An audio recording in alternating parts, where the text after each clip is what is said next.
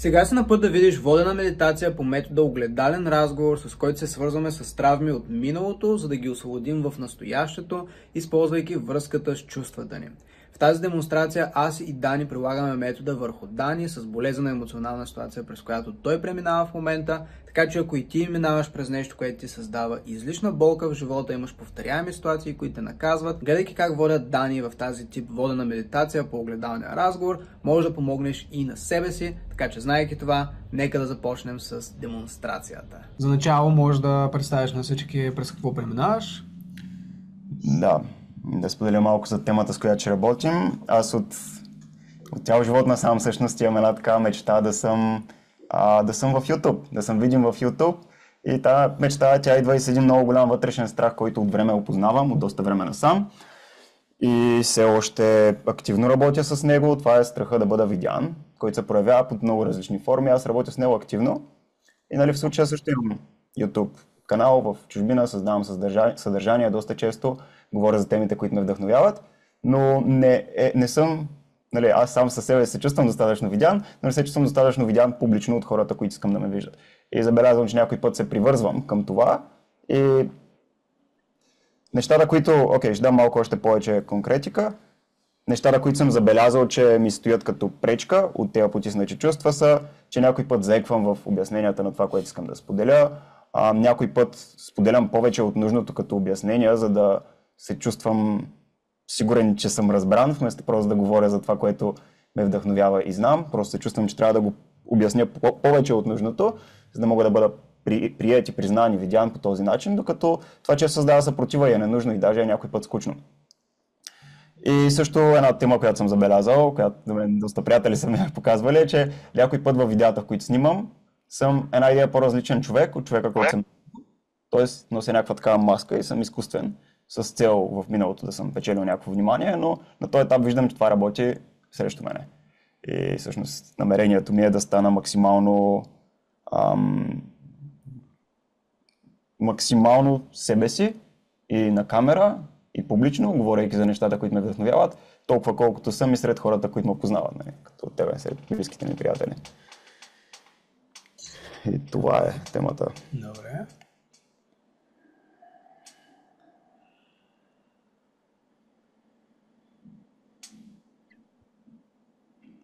Сега за който не знае, просто се центрираме и се гледаме в очите, за да свикнем с чувството, понякога иззад усмивки и неща, нормално е.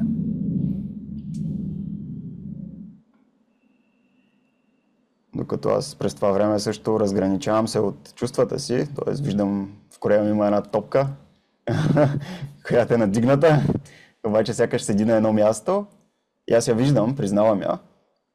Затова казах, че аз ще държа това пространство, докато Драго ще прониква в самото чувство с конкретни въпроси.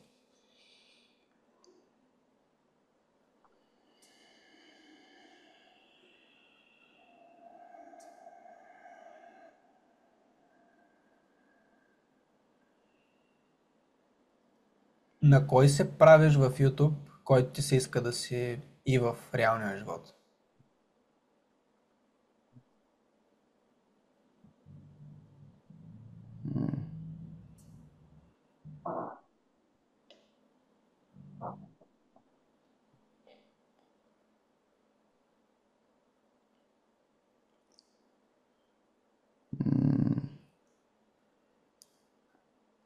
Опитвам се да бъда по-ангажиращ и по-интересен, за да държа вниманието на хората, които ме гледат върху мене.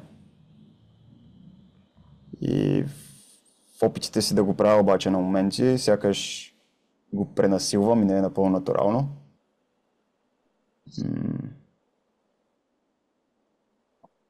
Аз го усещам като не е напълно натурално, защото съм сякаш леко свит и затворен. През част от видеята, които снимам, не винаги някой път съм отворен. Но като съм леко затворен, тогава се едно вече не говоря с чувство нещата, които споделям и просто ги споделям като да ги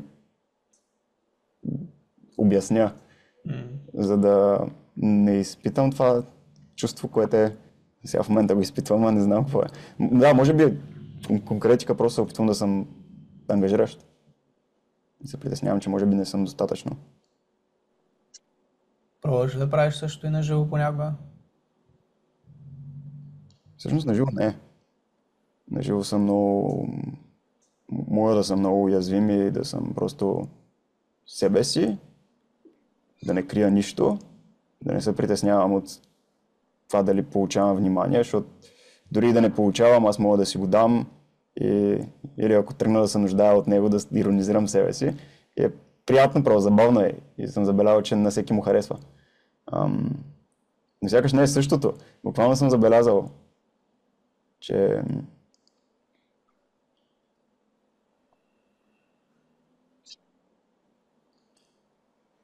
малко променя ми се тоналността някой път, нали, в видеята, в които снимам, бързината, с която говоря,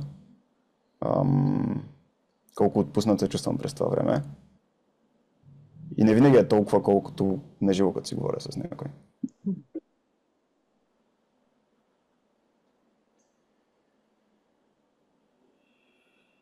И сега даже също го усещам в томаха си още.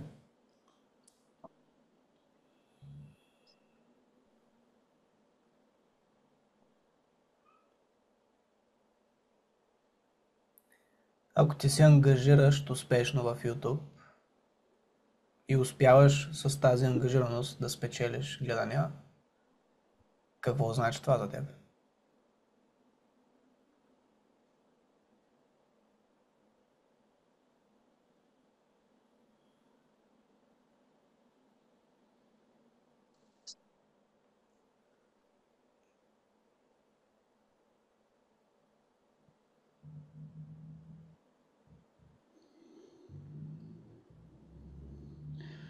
И означава, че съм значим, че заслужавам да бъда видян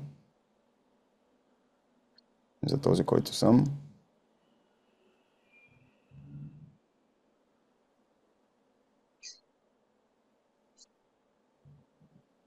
И цялостно означава, че просто все едно като имам позволение, мога да бъда себе си. Това ми дава. Това значи.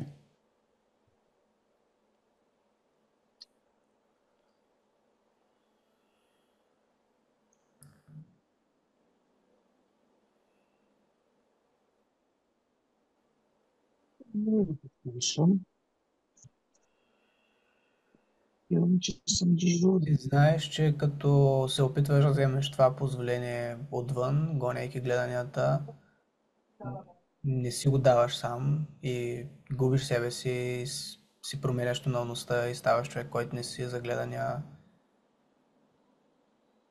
Това струва ли се?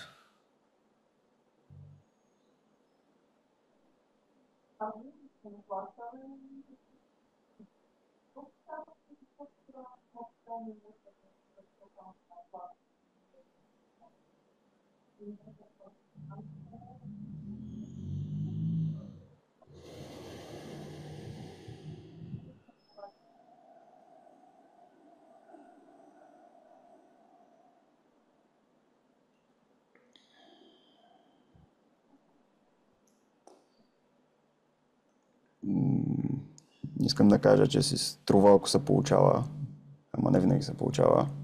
И като не се получава, не си струва. А когато се струва, ти не си себе си, за да получиш гледания, получаваш одобрение от другите, сега може да дадеш одобрение на себе си, ама ти одобряваш у себе си нещо, което не е истинско за теб. Да, да. И си струва. Така си мисля. Okay. Но от друга страна опита ми показва, че нали, то винаги това ми е било тема.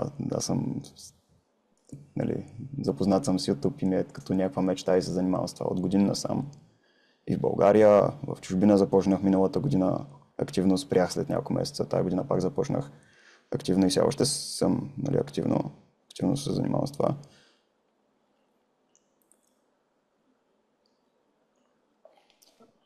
И сега точно подхода ми виждам, че се е променил малко, защото не ми е като основен приоритет това. И го виждам като нали, някаква форма на грижа за себе си, начин по който се изразявам.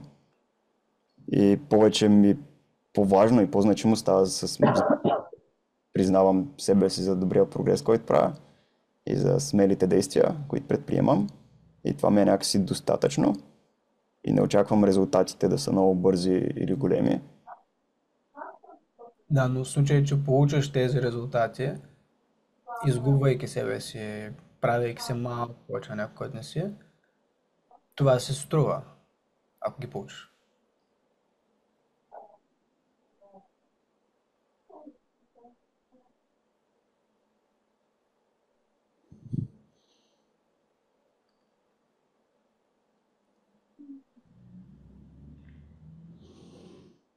Сякаш се струва, да.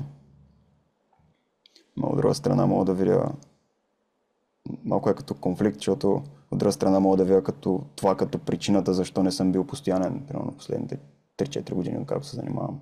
Спирам, правя го известно време, т.е. почвам, правя го известно време, спирам. Да. Има някаква голяма пауза, след това пак се вдъхновявам, пак почвам, пак спирам. Може да се каже, че от тази перспектива кой си ти за YouTube има повече значение от това кой си ти за себе си. Ако си готов да промениш себе си, в случай, че това работи и носи гледане.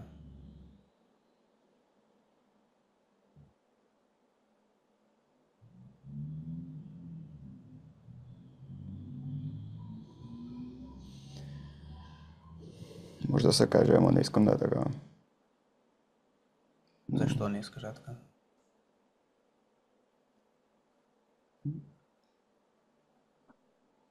Защото не искам да губя себе си за публичност. Примерно както във връзките преди съм губил себе си, за да угодя на другия. Нали, тук е горе-долу същото, просто е публично, групово, колективно.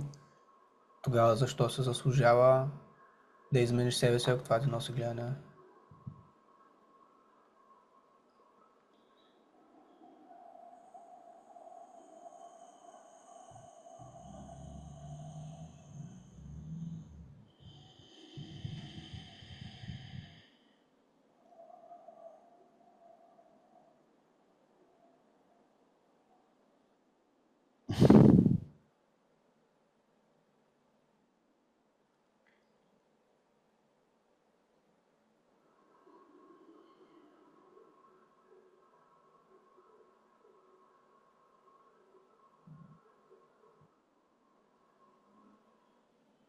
Защо се заслужава?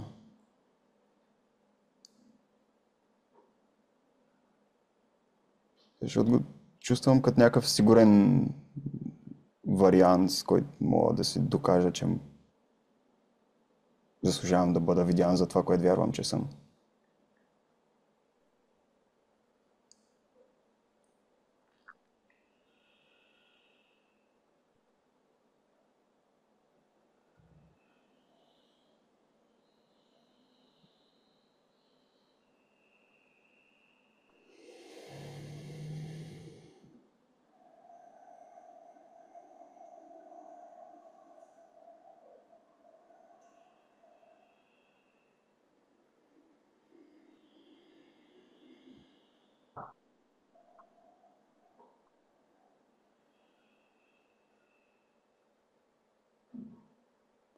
Но пък от друга страна е важно за мен и това е една от причините защо се връщам винаги към YouTube. Просто е, че той е като някаква платформа, която виждам, че буквално мога да говоря за всичко, което ме е грижа и съм свободен. Няма никой, който да ме опресира, който да ме спре. Мога да изразя всичко, което чувствам за истина и е важно за мен. Имаме коментар, може ли да се спрете микрофоните? Може да има други хора с микрофони, които са пуснати. О, да, ние нямаме звук. Ако някой друг има пуснати микрофони, сега ще погледнем и ще ги мютнем. Тоест, може би трябва да направя това всъщност. Да. Или да ми дадеш хост пак, ще не. Ако е по-удобно.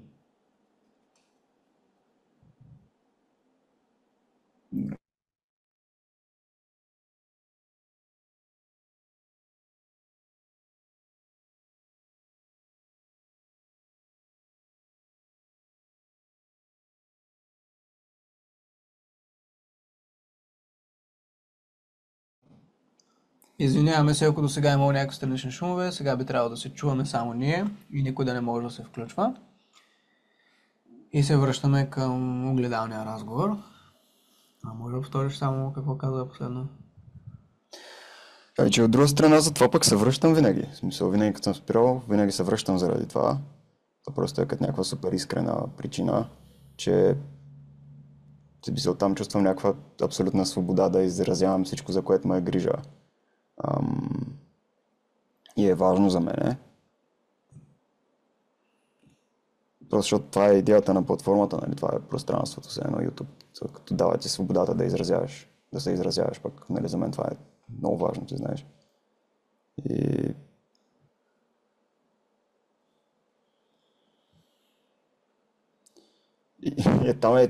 там е малко като конфликт, защото от една страна се едно бих изменил себе си, за да бъда виждан и да се чувствам сигурен, че мога да бъда виждан, нали, публично, което искам. От друга страна, по-истинското намерение е, че искам да говоря това, за което ме е грижа, което, нали, не го правя само в YouTube, очевидно, но го правя и там. И, нали, ако искам да говоря за това, за което ме е грижа, аз не мога да изменям себе си за публичност. И става малко като някакъв конфликт. И той това са забелязвали някакви там близки приятели, примерно като, нали, Андрю, че все едно съм... Казвали са ми го, не само той, има и други хора. Може да странно, са ми го казвали, човек, си много по-готин на живо, отколкото на видео. Което, нали, аз като го чуя и се чувства малко наранен от една страна, защото аз хем си го знам това, ама хем искам да е публично достъпно. И не да нося някаква такава маска. Или да се опитвам, пък изглежда да се случва така, дори да не ми е това, нали, цялостно намерението за YouTube. Се случва. Коя част от себе си пренебрегваш, когато променяш начина си на говорене, за да имаш повече гледания?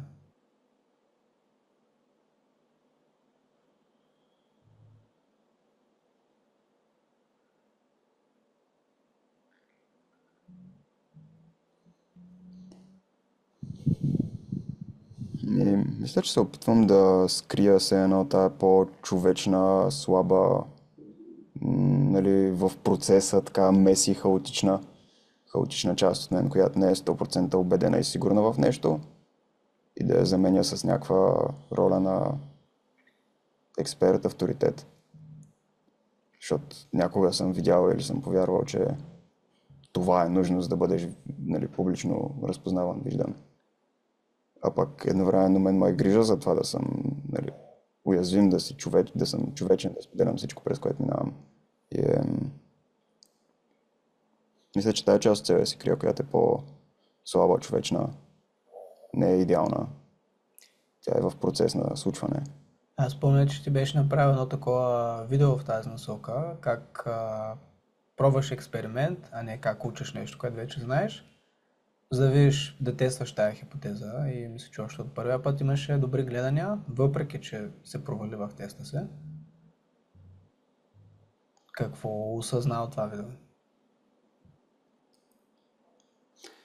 Осъзнах, че е нужно да говоря повече за личния си опит, отколкото да генерализирам, нали, да използвам повече аз, нали, да говоря за себе си, не за ние, примерно, или хората. Защото забелязах как се крия зад тия думи. Опитвам се да си скрия слабостта и уязвимостта. И да, тогава мога да кажа, че се хващам. И активно се хващам, когато използвам ние или хората. И успявам да видя какво крия зад тези думи и да се върна на, нали, аз. Или не мога да бъда сигурен за всички, но да. Аз в такава ситуация, това и това. Това беше освобождаващо, да. Като го открих, като го приложих, беше доста освобождаващо. Аз даже бих казал, че активно го... Нали, в видеята, които снимам, активно си го продължавам това в момента. Окей. Има ли как тази част, която за сега потискаш у себе си до някаква степен с уязвимостта и заменяш с промяна на начина, по който говориш, да имаш повече гледания? Има ли как да имаш повече гледания, като си позволиш повече уязвимост във видеята?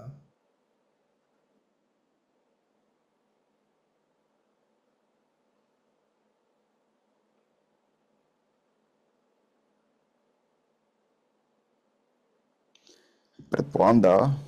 Чувства се малко плашещо, просто като си го представям, защото все едно виждам, че тогава няма нужда, няма и смисъл да разчитам на, примерно, като трендове, това за което все едно знам, че се гледа и да говоря на такива теми. И аз пак в тези теми споделям това, което аз знам за тях и което ме е грижа, нали, но някакси все едно самите теми гледам да ги определям покрай трендовете, докато ако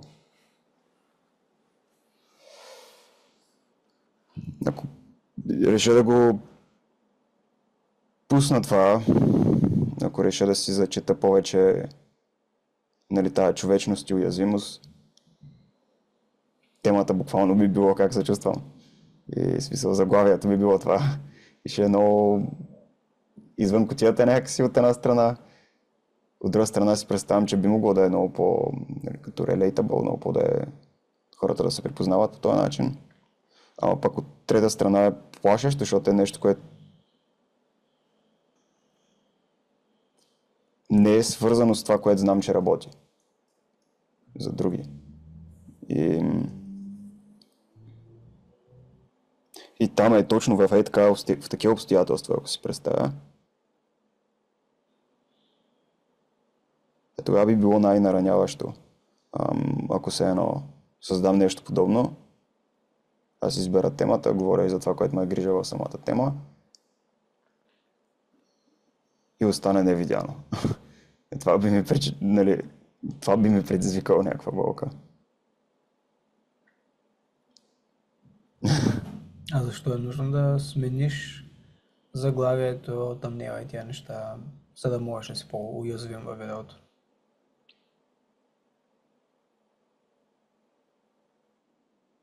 Защото то почва от там. Това е началото, в смисъл. Самата тема, заглавието, как показваш на първо лице това, за което искаш да говориш. Това е началото, оттам почва. Само заглавие. И това примерно не съм... Наскоро опитвах нещо подобно. Искам да работи добре, но после пак се върнах малко на стария подход. Което... Да. Опитах да комбинирам няколко неща, които знам, че са като трендове и работят, да ги комбинирам и от тях да изкарам оригиналността си все едно. Да избера аз как да подредя тези думи, които знам, че просто са търсени. И работеше много добре и се чувствах много добре и реално преоткрих някаква нова енергия, с която успях да говоря и тоналност, която се чувстваше много... Сякаш ми даваше много сила и вдъхновяваше много хората, които гледаха и много коментираха. Какъв е риска да правиш повече от това?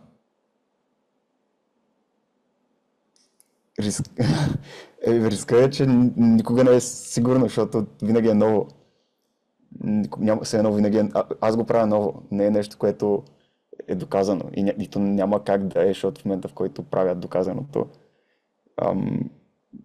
вече не съм оригинален по този начин, нали? Не признавам уязвимостта си и човечността си по този начин. Странно е, но от друга страна е интересно, защото е непознато. Странно е, защото не мога да разчитам на никаква сигурност по този начин. Нали, като външна сигурност, която... Дали защото... Ако имаш заглавие, там тема, там не е свързане с това, което търсят хората, но имаш видео, което произвел там, където се намираш ти, не е ли все пак сигурно, че е това, което търсят? Или ти си различен от другия човек, който е направил такова видео и понеже си различен, може би да не заслужиш твоето да има гледане.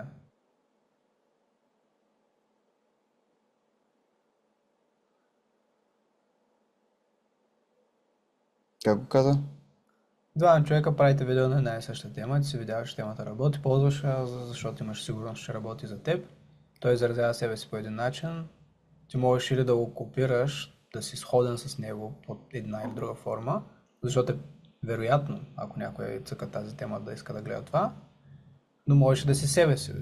Не, аз в самите видеа съм себе си, нали, в случая. Това... Но можеш да си себе си по по-уязвим начин. Това си представям, че е достъпно. Бих могъл, ако винаги избирам да слагам оригиналност в темата си, това е като стандарт, над който бих могъл да се отдам. Това е в темата на заглавието? Да.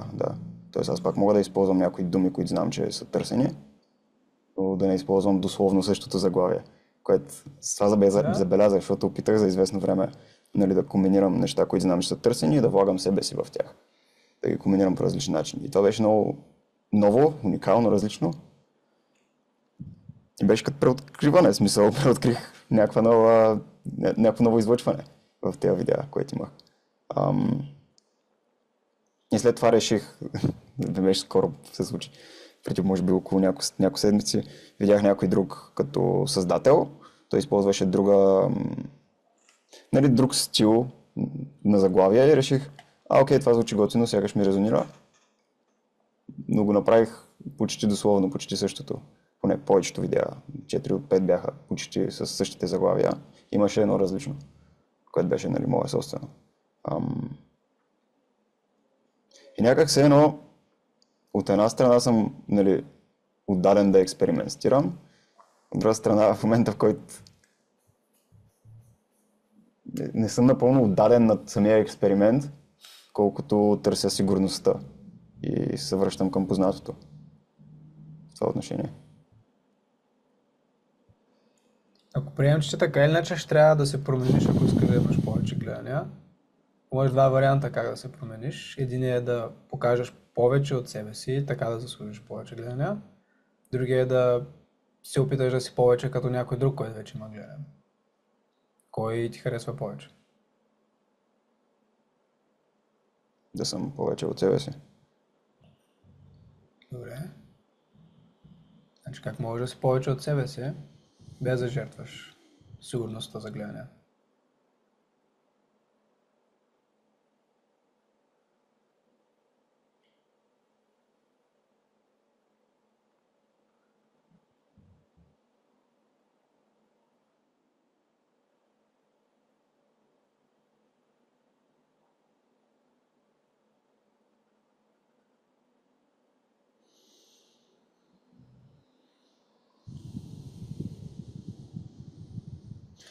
Мисля, че като си напомням по-често да съм... чувствам, че ако си напомням по-често, че докато си позволявам да съм оригинален, да съм себе си, да съм оригинален, това ми дава сигурност. И си го напомням. И го признавам. Чувството ми се надига, като го казвам това. Стигна някъде от корема към третия център. Mm-hmm. Мисля, че тогава няма да имам нужда да разчитам на тази външна сигурност, която е да следвам малко или много от трендовете, към която се връщам като нещо, което е комфортно, просто познато, комфортно и познато. И ако направиш това и качаш 100 гледания и нямат гледания, 100 видеа и нямат гледания, какво би се променило?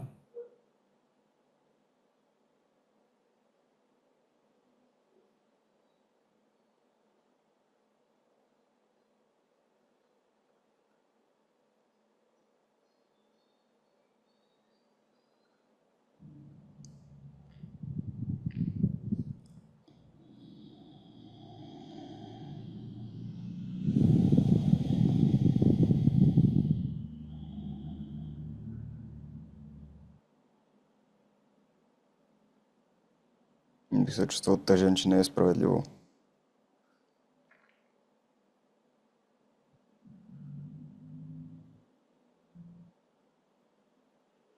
Кое не е справедливо?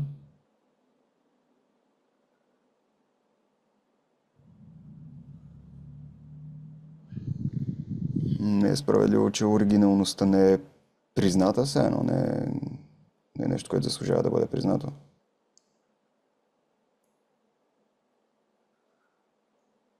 И ако оригиналността ти не е призната от другите, губи ли стойността си за теб?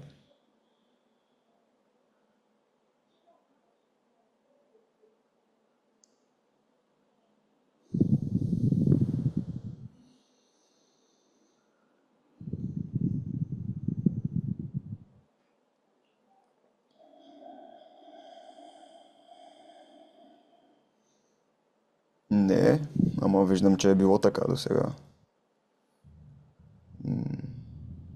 Била е зависима от това. Не е смисъл. Винаги съм се чувствал добре, като аз я призная за себе си. Но ако разчитам само на това да я признавам за себе си и в крайен случай се окаже сякаш не е призната от другите, сякаш е много несправедливо. Просто не е честно. Кое не е честно? Това, че не съм разбран за това, което вярвам, че съм. Защо трябва да си разбран за това, което вярваш, че си, за да е истината за теб?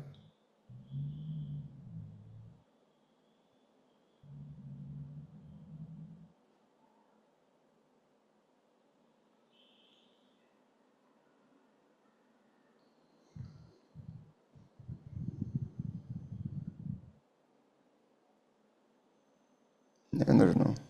Не е нужно, но... Не е нужно.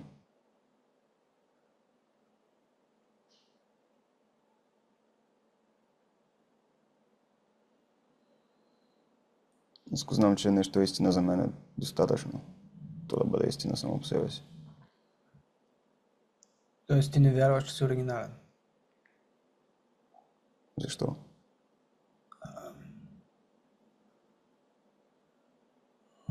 Първо каза, че...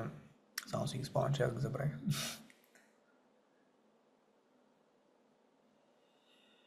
Каза, че ако правиш нещо само за себе си и в крайна сметка не е признато от другите, не ти е достатъчно. Тоест имаш нужда да е признато и от другите, за да го вярваш за себе си. Не. Тоест ти като цяло не го вярваш за себе си.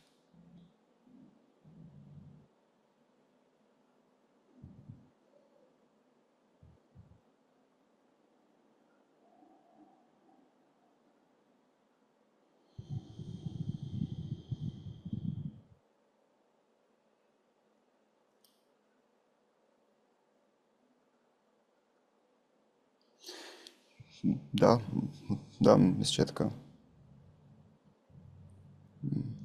Малко обърквам съм малко в това въпрос, защото сега разбирам, че аз за да съм оригинален няма как да знам какво точно казвам и какво говоря, то е спонтанно на момента. И това го прави оригинално. И всъщност това, честно, са видеята, които примерно като гледам, докато ги обработвам и като ги качвам, съм най-възхитен и се вдъхновявам и се радвам на себе си, защото се изумявам от колко леко ми тече мисълта някой път, колко леко просто тече и е свързана с основното послание, което искам да споделя. И това е всъщност. На тези видеа най-много се радвам, най-много ми харесват. Нали, аз ги признавам най-много вътрешно.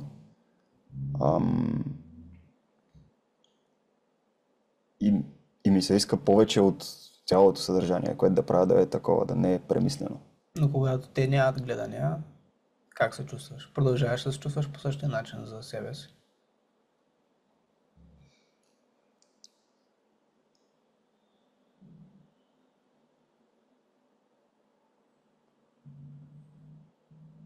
Искрено да, самия факт, че аз се вдъхновявам докато ги гледам и на мен ми харесва колко е спонтанно и непремислено всичко и начинът, по който се изразявам в тях, ми дава много надежда. Не ми дава много надежда. Само по себе си даже това е причина да съм даден, да е достатъчно, защото го чувствам наистина като някаква форма за грижа към себе си, себе признание. Това е, нали, как ми се измени просто сега последния път, като стартирах пак с YouTube. В последните месеци ми се изменя. И като гледам на това и съвръщам и го и си работя с чувствата, ги освобождавам и се измени философията просто, че все едно ако преди виждах YouTube повече като средство, с което да постигна някаква публичност, за да се чувствам признат, сега малко се изменям. Това е много ново. Това е от няколко седмици, много месец максимум. Го виждам малко като средство, с което се грижа за себе си и преоткривам способността си да се изразявам по начини, по които не съм вярвал, че е възможно. И това само по себе, самото чувство, което създава в мене, не е болезнено. Даже да няма гледания някое видео, нали, усещам го като леко раздразнение, но знаейки, че съм го направил с тази цел, ми е приятно е. Има ли част от теб, която все още го прави заради гледанията, дори да е само 5%? която не признаваш у себе си? Да, мисля, че има.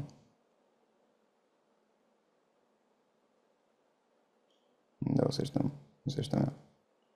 Тя е в борба с твоята оригиналност. Как изглежда тази борба?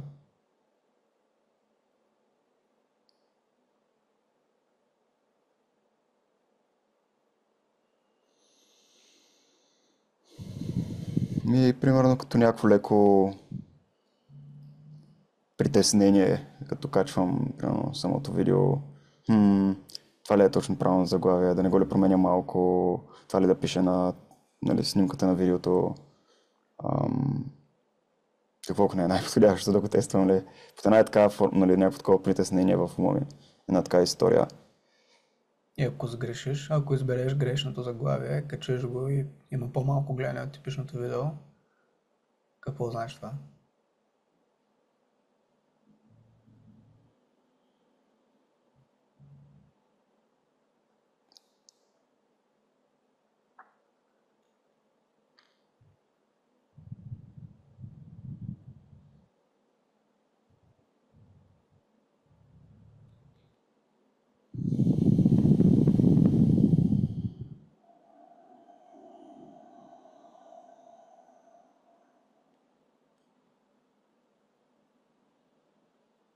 Значи, че да съм оригинален не е достатъчно. Не знам да. Не е честно, че много е свързано с несправедливост, просто не е честно, че да съм оригинален, не е достатъчно. Не е достатъчно за какво? За да е публично признато, дори аз да го признавам за себе си. А защо е важно една истина да е публично призната, за да е истина за теб?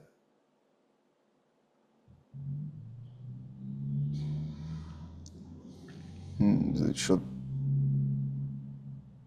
тя може да е истина за мен. Тя е истина за мен. Аз живея живота според нея. И вярвам, че истината има сила. Да говориш истината има сила. Затова и себеизразяването е толкова важно за мен цялостно, като тема в живота ми. И ако истина, която е за мен, бива изразена и тя бива видяна публично, тя има силата, която има за мен, само че и за други. И го вярвам и го смятам като някакво мое призвание или не знам, като нещо подобно, като някаква моя просто стремеж да споделям това, което вярвам, че е истина. Защото вярвам, че това, което е истина за мен, най-малкото може да вдъхнови някой да намери истината за себе си. Това е причината да качиш видеото, да заснемеш видеото, но когато видеото няма гледане, осъждаш тази истина, все едно не е достатъчно добра.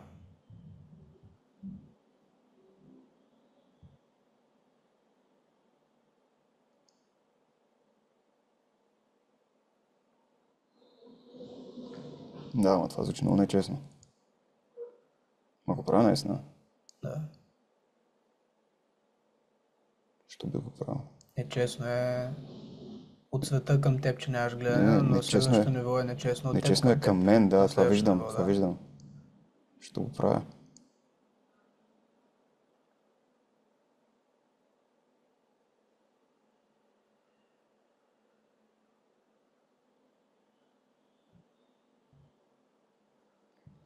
Стига до сърцето ми и се изнервя. Е много топло.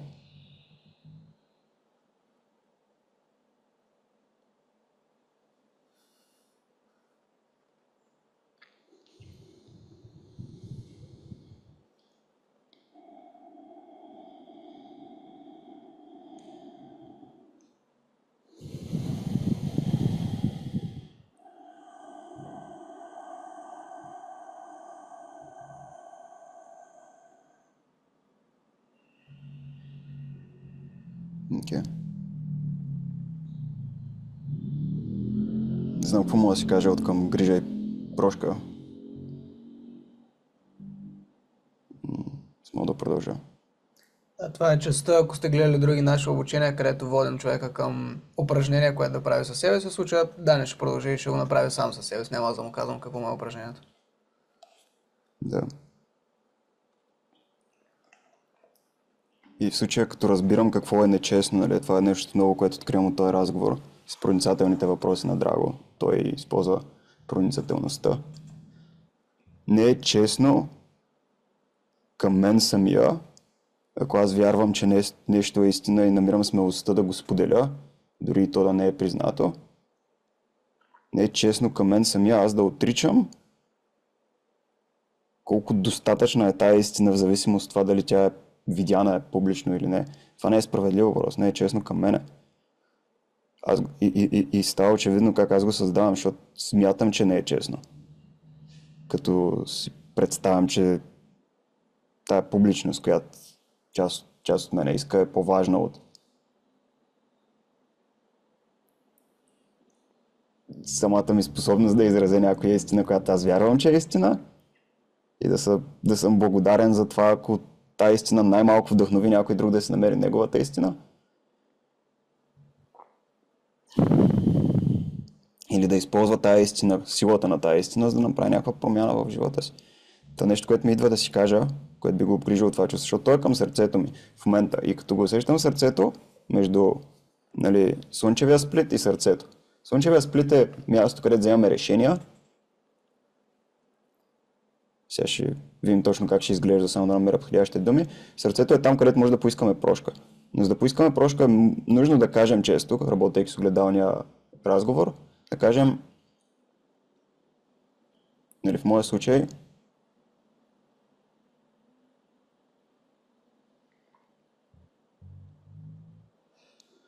съжалявам, че се отнасям нечестно към теб, когато истината, за която те е грижа и която споделяш, сякаш казвам, че тя не е достойна, не е достатъчна, ако не е призната и видяна от хората. Съжалявам, че това се случва, защото виждам, че го правя. Виждам, че досега съм го правил.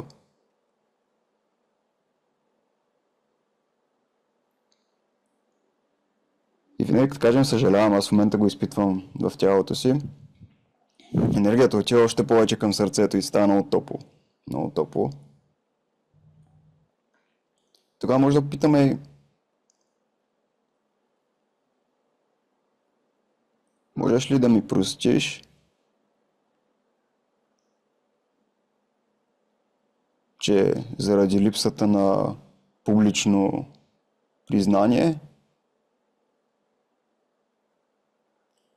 не съм признавал стойността на твоята истина до степента, до която мога, защото тя е важна за мен и аз съм горд с теб, че я споделяш. И съжалявам, че не я признавам заради липсата на публично внимание. Можеш ли да ми простиш за това? И винаги като самия факт, че се задава този въпрос с искреност, даже няма нужда да има отговор, той отговор е автоматично да. Но отговора се проявява като една вълна енергия, която излиза от корема, минава през сърцето, освобождава се нагоре и става много топло. Това е какво преживявам в момента. Не знам дали те усещаш. И сега мога да продължа, като питам. Защото конкретно на мен темата ми е примерно тая част най-много ме дразни. В смисъл, снимането на видеа красиво, харесвам и си го правя, грижа към мен е това. Обработването или да се гледам и да виждам какво, не се чувства се сякаш се съпротива и след това да си го изследвам, да го освободя, също ми харесва.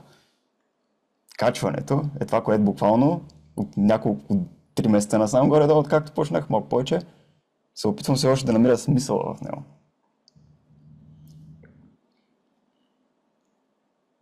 И в такъв случай мога да се питам: какво имаш нужда да знаеш и да ти напомням, когато качваш видеята, в които изразяваш истината си, имаш смелостта да я споделиш публично. Какво имаш нужда да ти напомням, за да знаеш, че тя е достатъчно важна за мен, Независимо дали бива видяна или не.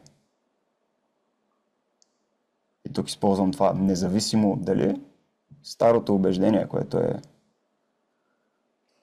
това, че аз не си признавам истината напълно, до някаква степен я отричам или осъждам, ако тя не е публично призната. И затова независимо дали тя е публично призната или не. Какво имам да си напомням? Какво мога да си напомням?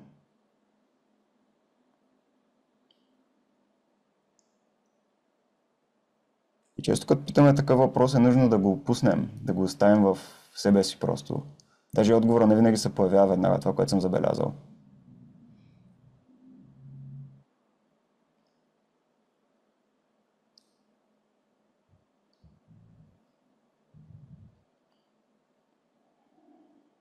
Защото гласа на детето някой път е много тих.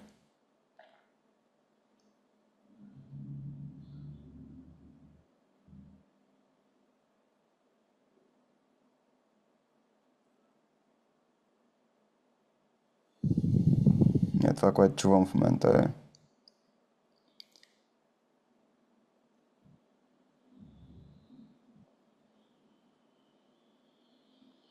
имам нужда да ми напомняш, че аз съм по-важен за теб от публичното признание, независимо дали то е налично или не.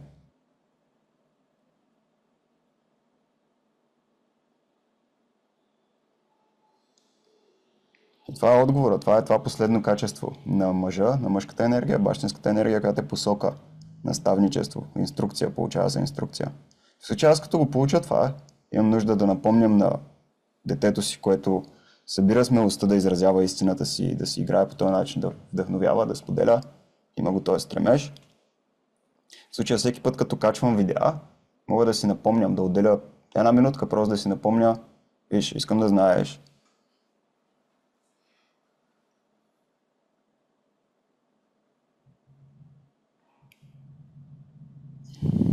че за мен е достатъчно, че изразяваш истината си и я споделяш публично, независимо дали тя е призната или не.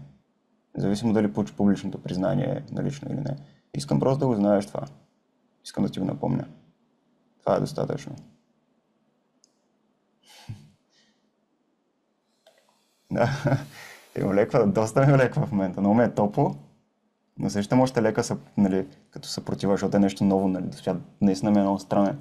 Частта с качването просто ми е като някаква рутинна задачка, която няма стойност и смисъл сама по себе си и се опитвам да го намеря. И сега го откривам, защото наистина е като, ако си го казвам това, ако си го напомням, което това ми е задачата, отговорността, нали, в случая, просто и тя ще стане смислена. И все едно...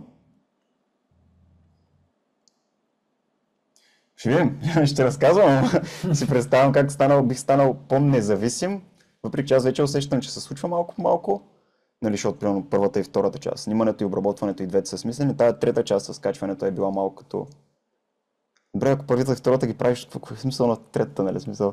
Ама сега като... Според мен даже можеш да усетиш някакво моментно желание да смениш заглавието в последния момент, да се окаже правилно. Да. Някакви такива неща, които до сега не си имал достъп от тях. Интересно, да, просто всеки път като качвам ще отделям по една минутка да си го напомням това и ще видим какво е възможно.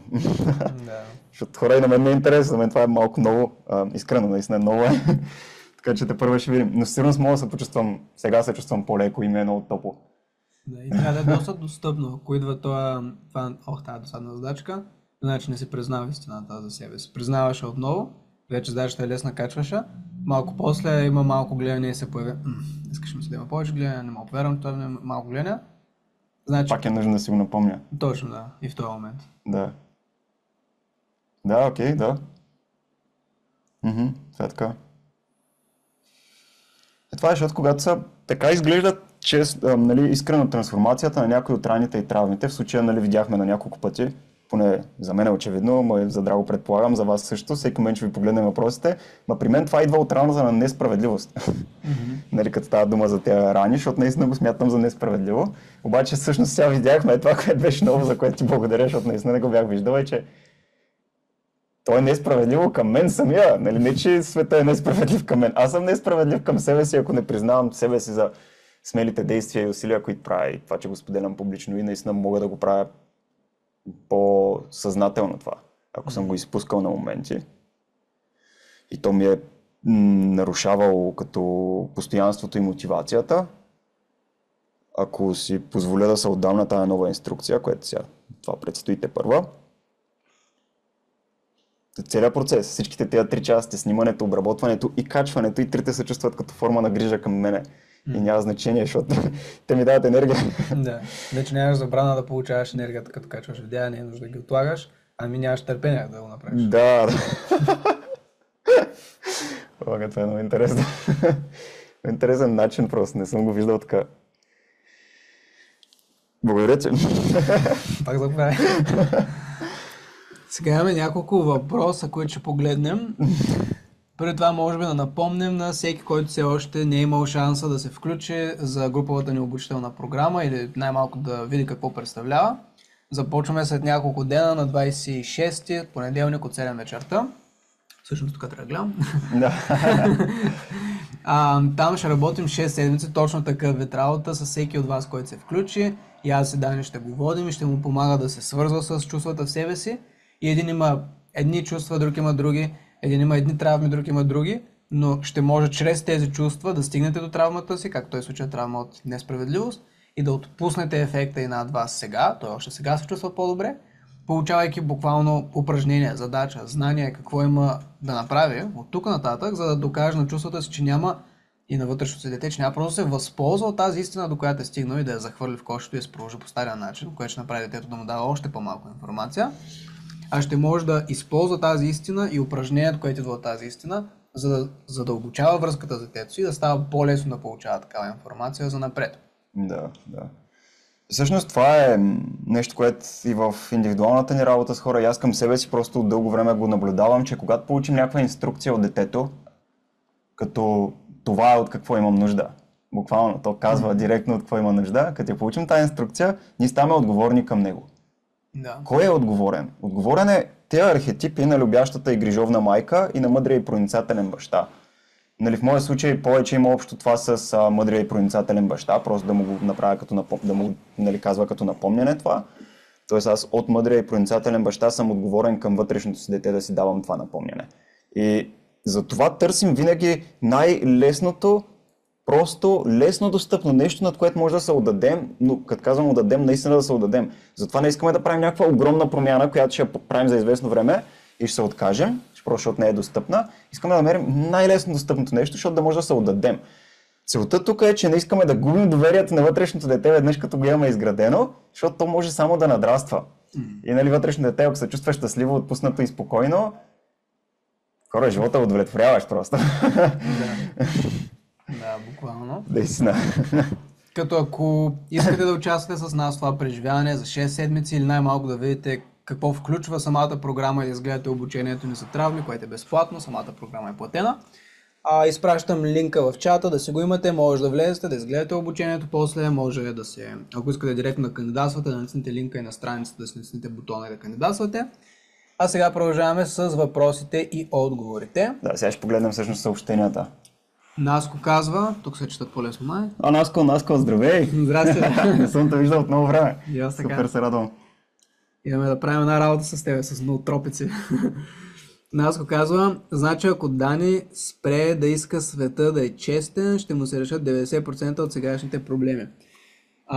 На теория да, обаче е невъзможно или може би ще му е нужен цял живот, за да спре да вижда света изцяло като нечестен, но на този етап, понеже ние имаме 5 основни рани, които се активират постоянно и сега може би имаме по-активна раната за несправедливост, но ако види как е активирана и успее да се освободи от нея, ще продължи към някои от другите рани. И като ги мине, пак ще се върне до тази, но всяко освобождение ти дава много повече способност, много повече успехи, много повече чувство на щастие, удовлетвореност от живота.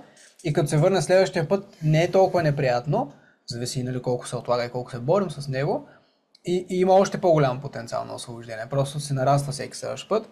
Така че чак да спре да вижда света като нечестен ще е малко трудно, но на този етап, както го вижда нечестен, ако това се счупи с упражнението, което прави, с което буквално се променя натуралния модел на поведение, натуралния начин на възприятие. Точно. Да.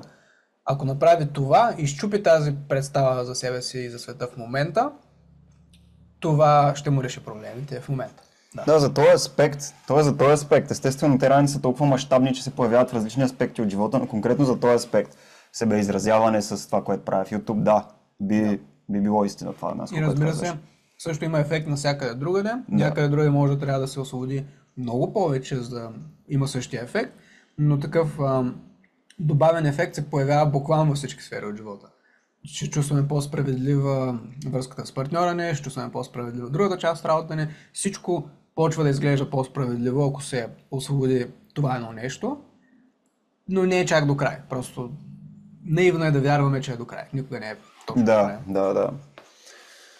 Това е всъщност. До края е рутината. Като се отдадем на нова рутина до край, то просто самия процес на това освобождение и обгрижване става рутинен. И като е рутинен, то става нов стандарт. Да. И ето това е края, новия стандарт. Да. Обаче новия стандарт е началото за още по-извисен нов стандарт. Да, и в началото е като рутина, която е нужно да се прави, в последствие тази рутина вече не е нужна. Не е нужно да се напомня това, за да не се чувства колеблив, като качва видеото и изплашен или нещо такова, след като види резултатите. Ами то това си е натурално. Тогава тази рутина вече не е нужна и той е станал нов човек, буквално. Но винаги може да стане още по-дълбока версия на себе си и да е още по-способен. Надявам се това помага, може да пишеш ако има други въпроси. Христина казва, малко е трудна тази прошка. О, да.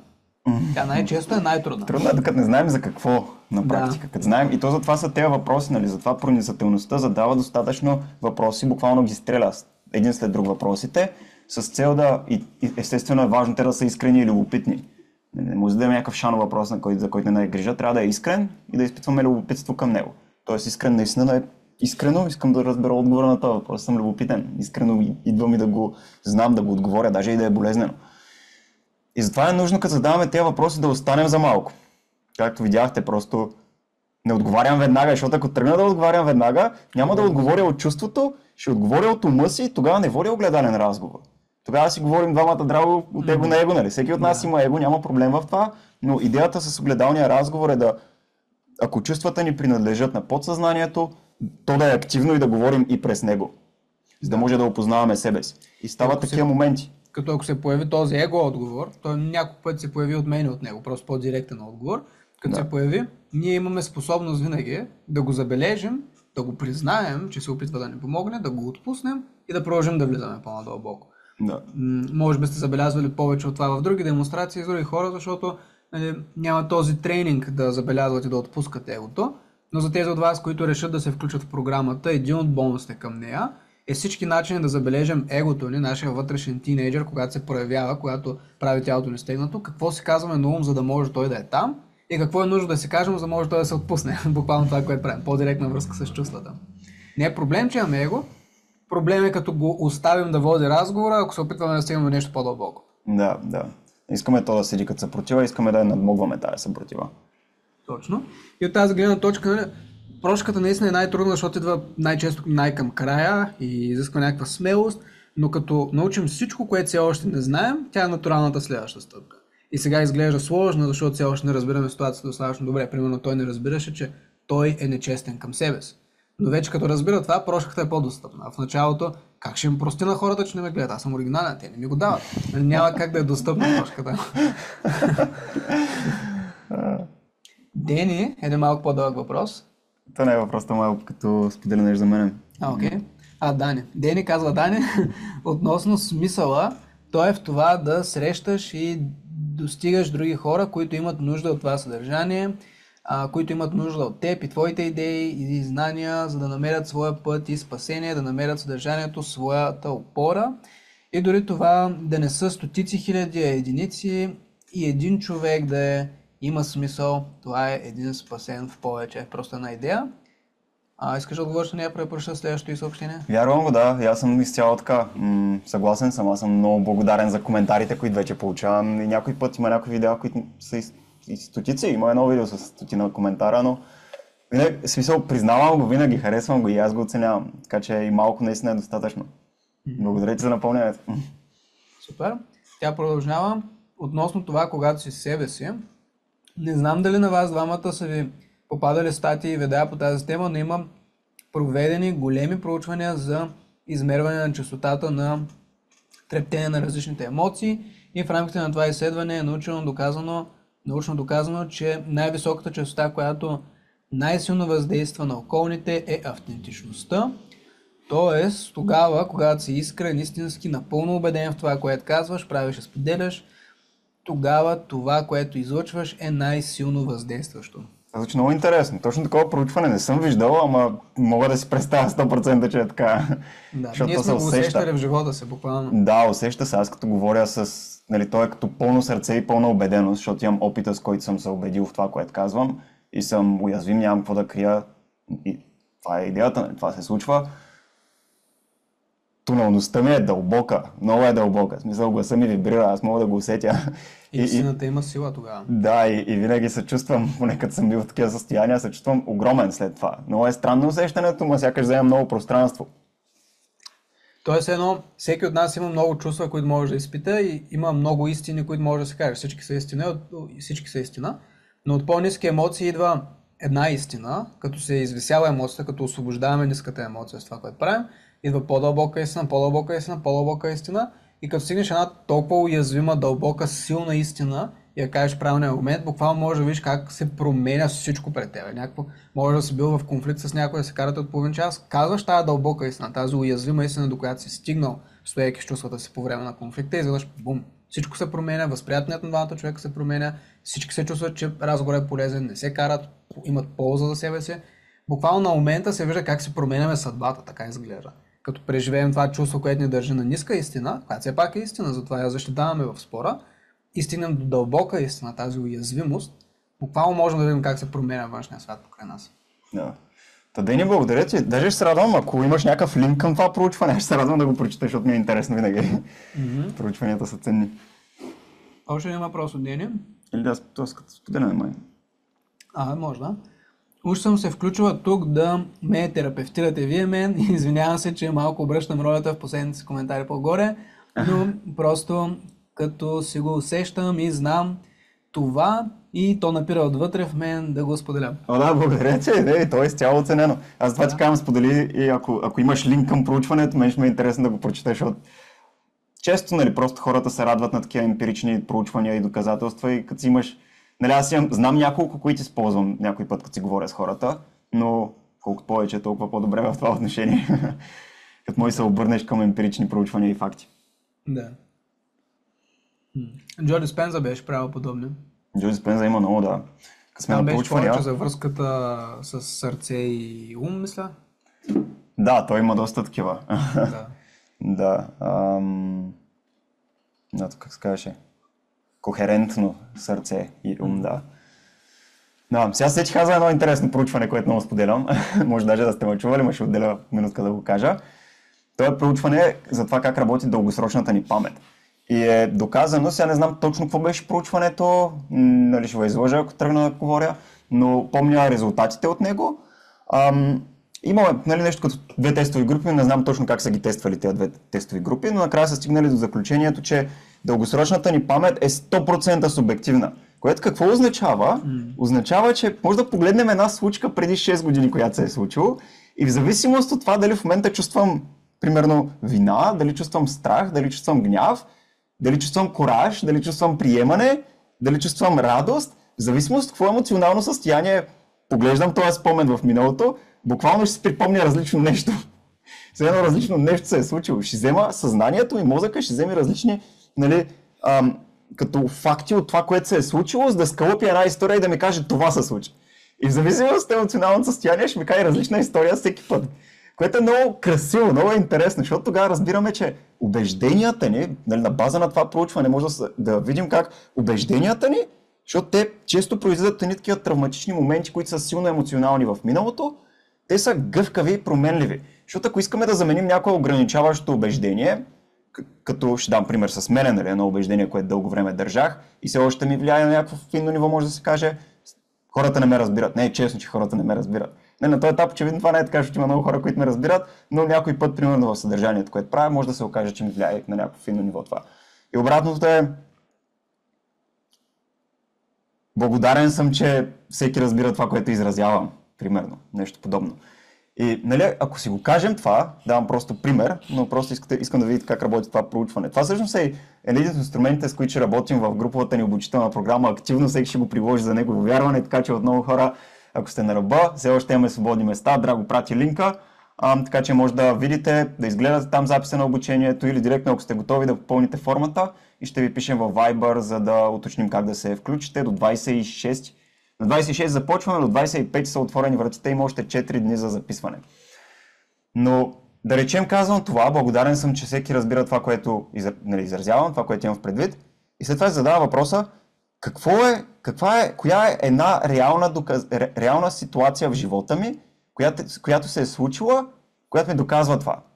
И тъй като съм поставил убеждението и то идва с някакво емоционално състояние, благодарен съм, че всеки разбира това, което изразявам. И ако си задам този въпрос, каква е една реална ситуация, която ми доказва, че това е така, и остана с него, пусна го върху чувствата си, остана с него,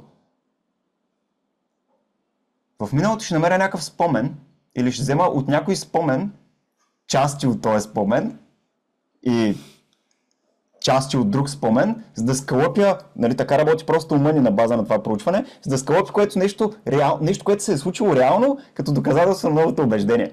И в случая това повторено 3-4 пъти подред, нали, с 3-4 реални ситуации, които доказват новото убеждение, буквално всяка една, като си я припомним и нали, енергията в тялото ни се разширява и се разширява отново и се разширява отново и накрая, буквално ако сме се чувствали някакси свити ограничени от някое ограничаващо убеждение, намирайки доказателство на обратното утвърждаващо убеждение, не ограничаващо, има съвсем обратния ефект. Тогава сме разширени и изобилни.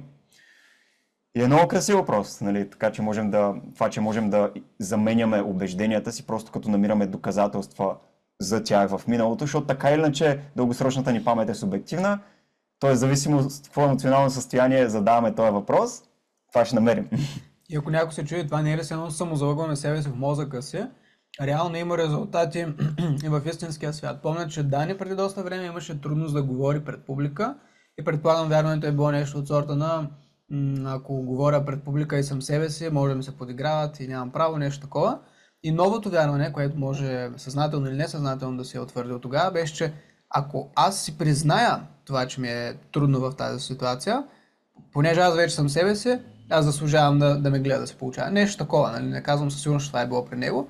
Но разликата беше на момента. В един момент излиза и му е трудно, или даже не излиза, в другия момент е ентусиазиран да излезе, като усеща това напрежение, излиза и крака му почва да трепере, буквално трепере сигурно 20 секунди и се вижда някакво видимо трепере. Нека това трепере, дето сме чудим, сега виждат ли го, не го не виждат, то се вижда от всички и той започва да говори за това и каза: хора, тук съм, защото искам да говоря пред вас. Даже толкова много се притеснявам, че кръка ми трепери и почва да говори за това, обаче... Не на Toastmaster събитието. Да, там бяхме. И това продължава, обаче се забелязва много често как той, признавайки това, което се случва, с едно новото вярване вече оперира поведението, но не старото, което би казал: не заслужаваш да говориш, виж как търпери кръка, засрамен си, слез от публиката, не се злай пред хората. Всички тези стари мисли сега замениха с нови от новото вярване, които му позволиха да почне да говори до края на презентацията, която беше 1 минута, в смисъл просто изглежда 1 минута. До края на тази 1 минута не само не му трепереше кръка, ми говореше много добре, всички пляскаха като луди, накрая казаха, че има най-добрата презентация от всички хора там. А това е събитие, нали, за говорене пред публика, всеки практикува. Беше много бързо от друга страна, наистина много бързо исках си изстрелям всичко, ама бях наистина уязвим с нещата, които преживях в началото, след това си изстрелях всичко. Но да, бяха много подкрепящи всички хора. Нали, на първо място може малко да се самозалъгваме, но после имаме директни резултати в живота с това самозалъгване в кавички, защото той другото е залъгване, просто това залъгване не помага. И използвайки това, за да постигнем резултати, се убеждаваме на още по-дълбоко ниво, че е истина и след това много по-малко ни влияе същия този страх. Всяки такива ситуации натурално можем да ги минаваме по различен начин. Дени каза, че да, супер, споделила си видео за това, предполагам за проучването говориш? Да. Супер, да. Окей, то остава в чата, така че ще го погледнем после. Идеално. Ако имате някакви въпроси, между другото, може да пишете. Аз скоро ще ставам, може и да става, да зависи дали имате въпроси. Предполагам, може да изчака още малко, ако имате. Ако нямате, можем да приключваме и сега. Не сме много, ние така се включихме спонтанно. Да, малко е спонтанно. Между другото, хора, да знаете за петък, поне за тя, какво се случи така? Си излязъл. От кое? Вече сутрин. Да знаете за те от вас, които са тук, петък от 5 или от 5:30, ще уточним може би утре, ако не е в най-лошия случай други ден сутринта. Но от 5 или 5:30 ще има демонстративна още една сесия с мен, където с вас ще водя огледални разговори, те от вас, които имат интерес. Така че от сега да вие, дали ако искате да участвате поне, да знаете, от 5, може би до към 7-8 ще продължи, ще е по-дълга. Дори някой по-късно да свършва работа, да може да чака 7 да се включи, пак ще му е полезно, така че когато можете. Да, че тогава ще предстои още една демонстративна сесия. Ако искате конкретно да говоря с вас, да водя с вас огледален разговор, си помислете темата, за която искате да водим разговора.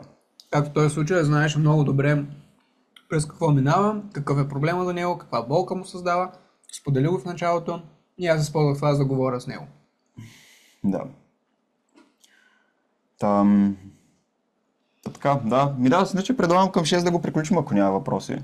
Няма нужда да го издължаваме. Да.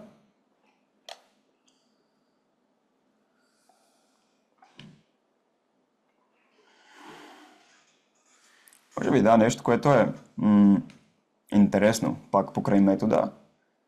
Нали, като с проницателно сме задали достатъчно въпроси, за да опознаем ситуацията и себе си в тази ситуация. Как се чувстваме, какви са ни моделите на поведение, какво мислим. Нали, помните въпросите на Драго буквално бяха около това. И накрая всъщност идеята е, че всичките тези отговори, като ги получим, искаме да ги признаем пред себе си с тази фразичка, нали, съжалявам за. Като видим нещо, което е буквално самонараняващо и да кажем съжалявам за, съжалявам, че като го кажем, самия факт, че го признаваме пред чувствата си е грижа. Това е грижа. Тоест, грижата като качество, нали, признанието е разбирам, виждам, че знам, че тук съм, виждам те, просто наблюдаваме чувството. То е много генерално признанието. Може да е и по-конкретно, като казваме разбирам нещо, което е истина, но вече като почнем съжалявам, това е грижа. Тогава се подготвяме за прошката. И като си кажем няколко пъти съжалявам за нещо, което виждаме, че сме правили към себе си и то е самонараняващо, сме готови да влезем и в последното качество на майката, което е прошка, и да кажем можеш ли да ми простиш за. И там става много красиво, защото винаги ефектът е, нали, ако сме готови за прошката. Има шанс да не сме готови и ако не сме готови за прошката, това означава, че просто не сме били достатъчно грижовни. Не сме казали достатъчно съжалявам за неща, за които са били нараняващи. И как детето ни да има доверие, да го питаме за прошка и то да се съгласи. Разбирате? Ако нямаме информация, за която да кажем съжаляваме, няма достатъчно признание. Не е излязла тази информация точно, на повърхността. Да, а пък за информацията там идва бащата с проницателността.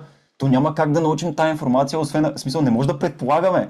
Трябва да научим истината от чувството. И затова задаваме въпроси.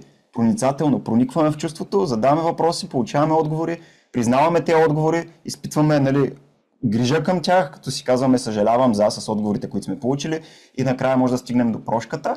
В нас в случая беше една идея по-лесно. По едно време тръгнаха да ми текат сълзи, енергията се освободи по друг начин, ми стана топло, някой път има много сълзи през този процес. Изглежда различно, но като се работи с метода известно време, се свиква всъщност. И може да виждате буквално енергията през тялото ви как тече. Когато е в, нали, слънчевия сплит, тогава има готовност за решение, да се вземе някакво решение. Тоест като кажем съжалявам, наистина го имаме в предвид, наистина е искрено. И тогава се качва в сърцето, като вече е в сърцето енергията доминантно, тогава може да питаме за прошка и от тогава от сърцето просто излиза нагоре, става много горещо, много топло. Това е какво аз преживях. Наистина почнах да се потя за малко, им беше много горещо. И не знам дали се вижда разлика в енергията, аз я чувствам. Но нали, ако ми беше малко мудно в началото, ми е доста спокойно и радостно в момента, доста вдъхновено. Да, ние двамата бяхме доста изморени, бяхме дълъг работен ден и сега имаме доста енергия. Така че това е просто малкото конкретика и яснота покрай метода, която може да ви е интересна. Затова правим проницателността, за да знаем какво да признаваме и за какво да изпитваме, нали, за какво да сме грижовни. И в крайна случай прошката е начина, по който, като сме научили достатъчно информация, знаем точно за какво да си поискаме прошка. Ама точно, никакво предположение, просто знаем истината. Знаем истината и точно за истината искаме прошка. И вече оттам нататък, естествено, с последното качество, мъжко качество на бащата е как мога да изпълня тази нужда, от какво имаш нужда, нали? Да зададем този въпрос на детето и то ще каже много конкретно каква е инструкцията, нали? Ще каже много конкретно от какво има нужда. Често много често това изглежда буквално да си говорим, както беше при мен, да си напомняме и да си казваме нещо различно в определени ситуации. Тоест има определени ситуации, които са като активатори. Нали, в моя случай всеки път като качвам видео или известно време след като съм качил видео и ако погледна и видя, че няма гледания, тогава да си го напомня това също. Нали, това са такива напомнящи, активиращи ситуации, които също е важно да се намерят. И тогава всъщност става рутинно, защото това е идеята, това е как се случва промяната, като е рутинно. Не става отведнъж, хора, съжалявам. Става с повторение и тогава повторението в един момент става като нов стандарт. Но приятното е, че дори да отнема време и работа, виждате първо в този случай работа е 2 минути, нещо такова, в смисъл не е много работа и също тя се чувства много приятно. Той има едно напрежение, което стои и го игнорираме и той е там. И тия 2 минути са толкова приятни, защото не защото вършим работа 2 минути, а защото се освобождава това напрежение. Да, да, наистина е много красиво. Иначе той ще се стои там с часове и дни даже. Да, това е като есенцията на метода огледален разговор, буквално е да се върнем към грижа за себе си, там където тя е била абдикирана, изоставена. И в работа с травмите случая във вътрешна свобода, която ни предстои, там ще го правим просто много това е името на програмата. Да, вътрешна свобода е как се казва програмата. Ще го правим много задълбочено, интензивно в рамките на 6 седмици, за да може всеки да стигне до откриването на тези инструкции, да стигне до пречупването на травмата, когато му влияе в действие, за да види, че има свободата да не действа от нея. Това е много важно, но по-важното е откриването на тази инструкция, отдаването и защото там всъщност става дългосрочната трансформация. Да. И така, нямаме много въпроси. 54.